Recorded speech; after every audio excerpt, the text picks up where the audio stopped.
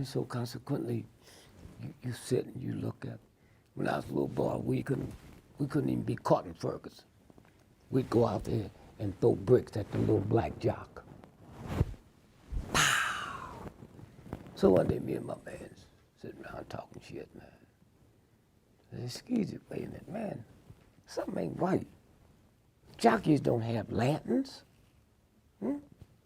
Jockeys don't have lanterns. Say, we gotta check this out one day, man. And so one day I got around to it. He was 14 years old, named Jocko. His daddy's Jocko, the greatest military theorist in the history of the planet. Him and his dad. So one day, little Jocko told Washington, hey, old man, what's up? I'm all right. No, you're not. Don't lie to me. Something wrong. He said, well, down here where my troops are, I think this is where the British is coming. He said, there's a possibility they come up here where you are. I can't leave half here and half there. He said, well, you're right. I think they're coming down there. But let's do it this way. If they come this way, see that bend down there?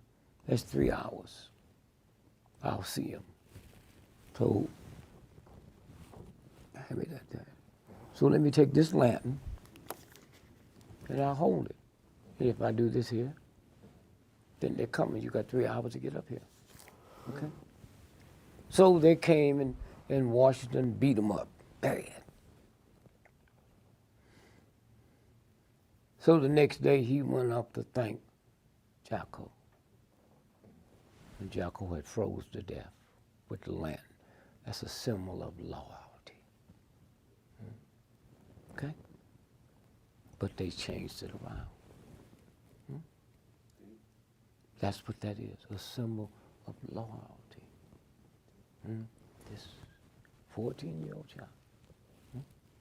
And y'all sitting around here, what about this and that? Who cares? That will never end.